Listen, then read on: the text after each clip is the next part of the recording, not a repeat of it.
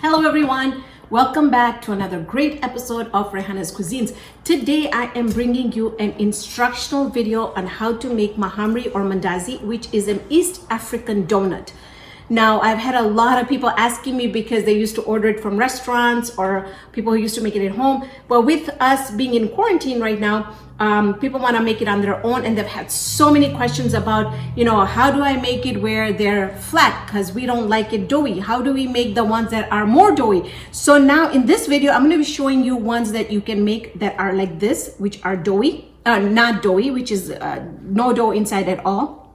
I'm going to show you one that is going to be the dough inside and baked. So I'm going to show you how the baked ones turn out. So if you want to learn how to make this mahamri or mandazi, let's go ahead, review all the ingredients. But before we do that, please, if you like this video, give me a like, give me a thumbs up on this video.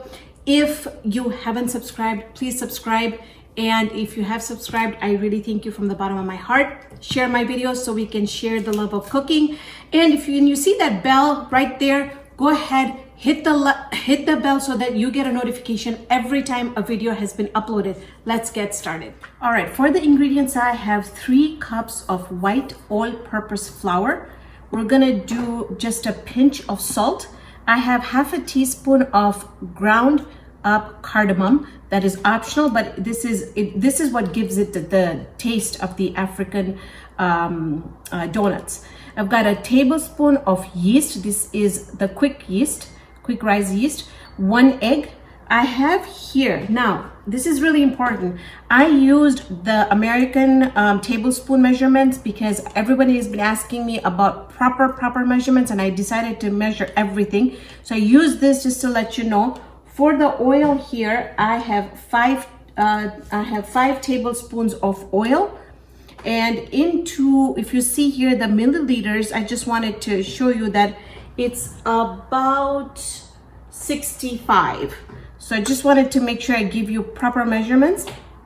Here I have 3/4 cup of sugar. I measured that with this tablespoon, and it came down to 7 tablespoons of sugar. We're going to need just a little bit more extra flour that we're gonna need when we start rolling that out. You're gonna need a rolling pin. Now, if you do and are interested in a thin rolling pin like this, if you go in the description box below, I have a link on Amazon that you can order it from. So let's get started. The first thing, and then also I have 1 cup of water here. Now for the water, you have to have it warm water. You don't want it hot, you just want it warm. To that, we're gonna add our yeast in there. And then I'm just going to take a couple tablespoons of sugar and just put it in there. There's no real measurement, just yeast needs sugar to rise. So you're just gonna put some of that in there. We're going to wait until this completely bubbles and froths. And that means that we're giving the yeast a quick head start to start rising. And then also we're making sure that our yeast is alive. All right, so we're gonna keep that on the side, and then we're gonna wait for that to bubble up. In the meantime, what I am going to do is I'm gonna put my glove on, and we'll add the other ingredients in there. All right, so just gonna make a little hole here, and I'm going to add my egg in here.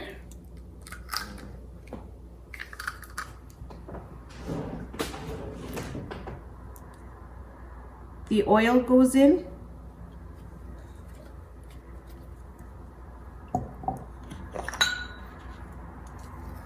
Pinch of salt, cardamom powder, and the sugar. We're going to mix this all really well and just wait until the yeast gets really nice and frothy, and then we're gonna mix everything together. Now, we might need a little bit more water than the 1 cup, but I have 1 cup right now. What we'll do is we'll add 1 tablespoon at a time of water so that you have exact measurements, okay? All right, take a look at this. You see how there's bubbles? Now, if you wanted to, you can even leave it for another couple minutes until it would rise all the way up here and it'd be really, really frothy. But I know my yeast is good, so we're just gonna start mixing everything together, all right? Okay, let's mix this.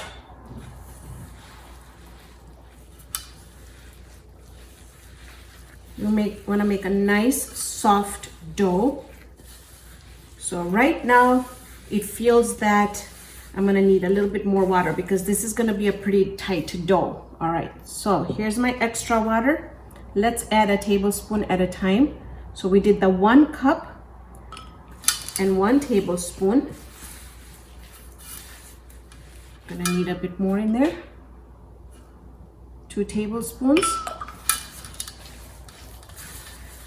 See, if your dough is really nice and soft, your mahamrys or mandazis are gonna come out really nice and soft.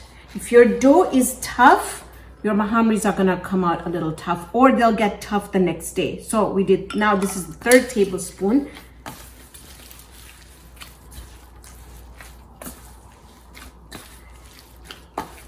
Okay, I still feel like we need 1 more in there. That's 4 tablespoons.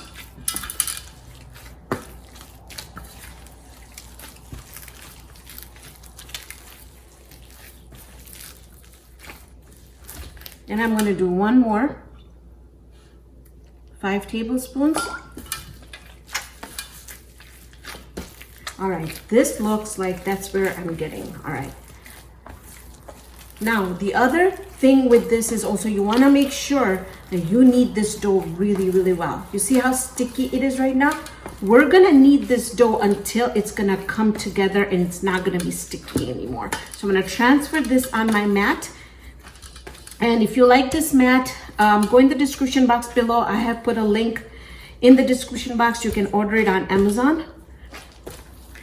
All right, so I'm going to transfer this onto my mat and keep on kneading, and I'll show you what you're looking for.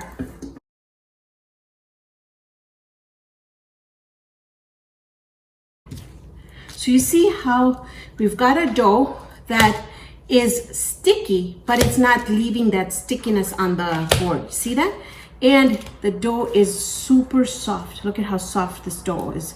If I put my hand, you know, it's not sticky, but it does come up.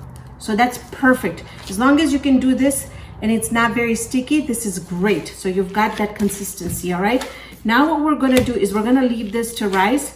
Once it has doubled in size, I'm gonna show you our next step. All right, so we've got it doubled in size. Okay, it's pretty sticky.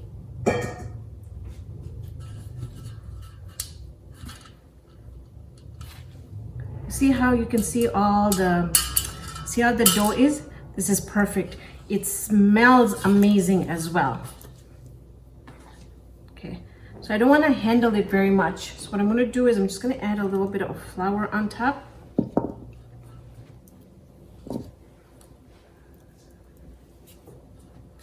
And I'm going to make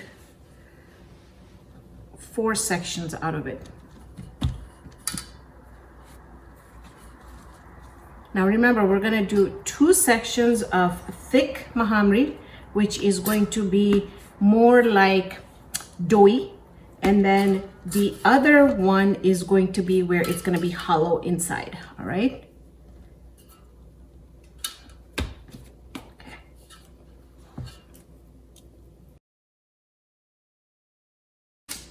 All right, so now the first 2 we're gonna do is we're gonna do the ones that we're going to, the ones that are gonna be more doughy inside. For that, I have cut up some parchment paper that looks like this. By doing this, you're not handling it, you're not picking it up when they're really nice and puffy, so they really work well. So I usually use it. It's up to you if you want to or not. Make sure you cover the rest of the dough balls so they don't get dry. So what I'm going to do is I'm just going to roll this out. Now, the ones that are doughy inside, you want them to be thicker than the ones that we are going to make that are more hollow inside, okay? That's what the difference is the rolling and the depth of how thick or thin you roll out your mahamrys or mandazis. Now, the way that the African, originally it's done is, it's cut in triangle shapes. I'll show you how. But there's a lot of people that either do, like I've done a heart-shaped video for Valentine's Day, and you can do some square one, or not square, but round, with a cutter, you could do a round one as well. So you see here, I'm not making them very thin, but I'll show you what the thickness is. Okay, I think I got it. I think this is where, so I can use zoom into this, and so I can show them that, see how thick this is, and we'll compare this to the thin one. Okay, you want this to be thick. All right, now this is the authentic way that it's always done. All right, now what I have done here is I've taken a tray and I'm going to place the mahamri right on top of the tray, just like that, and on top of the parchment paper. And what you also want to do is just want to add just a little bit of flour on those, just a little bit. You don't need much.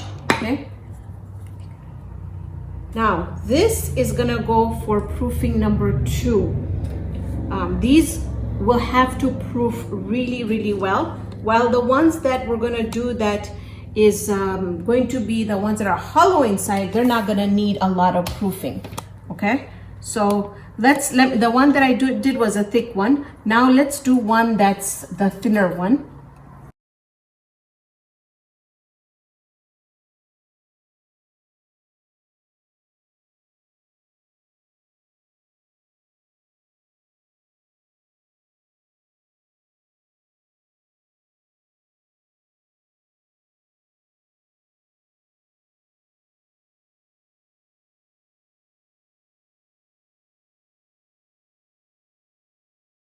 Now take a look at see how we made them bigger, but see how the the depth is. It's half the amount. All right, so now for the thin ones, I'm going to cut it a little bit differently so that we can differentiate.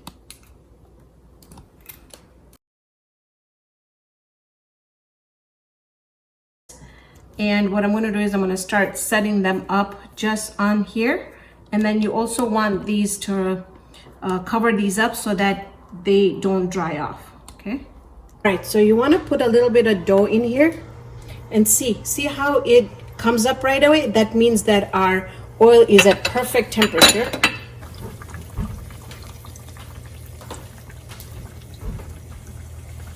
Okay. Now I want you to see the ones that we put in. Without me even touching it, you will see that it's gonna rise on its own. I'm just turning this one here so that it gets a nice even color. But do you see how these are just fluffing up on their own? That's where you know that your measurement was right, your proofing was right, your rolling was right. Now these are gonna have no dough inside. They're gonna be really hollow inside. We'll cut this one open in a little while. I'll show you what those look like. And I'm gonna finish frying these up, and then when we come back, I'll show you the other ones.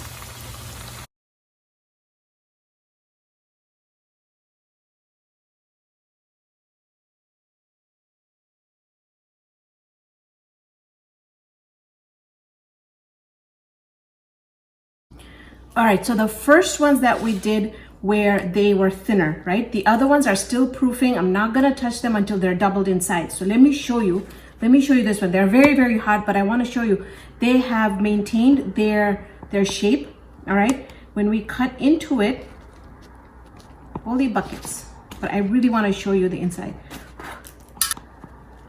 Okay, look at this.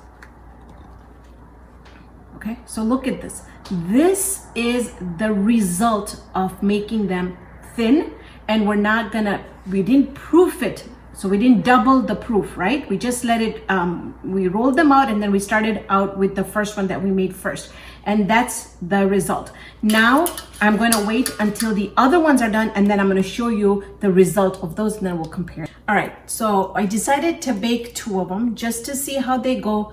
I've did my preheating of the oven at 325. I want you to take a look at this. It looks amazing. I'm just gonna open it for a quick second. They're rising inside, and I have it going for about 18 minutes. It's been 13 minutes so far. We'll come back and we'll take a look at these a little bit later on. Let's go ahead and fry up the ones the thick ones.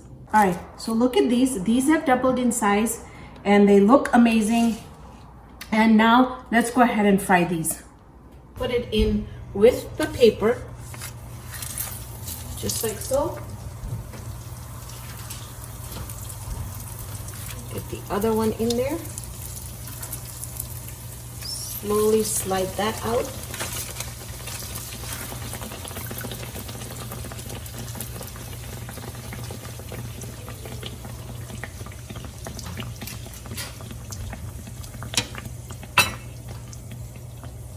Give them a little bit of oil on top.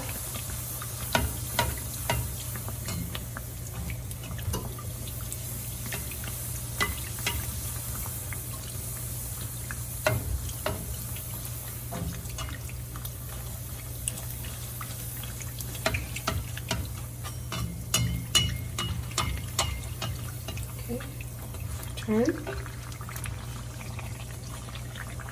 With the beautiful color. I'm gonna finish the other two up and then I'll show you what the baked ones look like. Okay, we have all the three varieties of our mahamry or mandazi here. I want you to take a look at the ones that we did in the oven. Now the ones that we did in the oven, 325 degrees, 15 minutes, and they don't, if you compare them, look, the color we've got a darker color on the oil one, the fried ones, but the baked ones don't have that much color on them. But I honestly did not want to overbake them because if you look on the bottom, it's already starting to get overbaked. Let's go ahead and cut into it. And I'm actually really happy with the results. These look amazing for all those that want to make it in the oven. I'm gonna give this a taste test and see.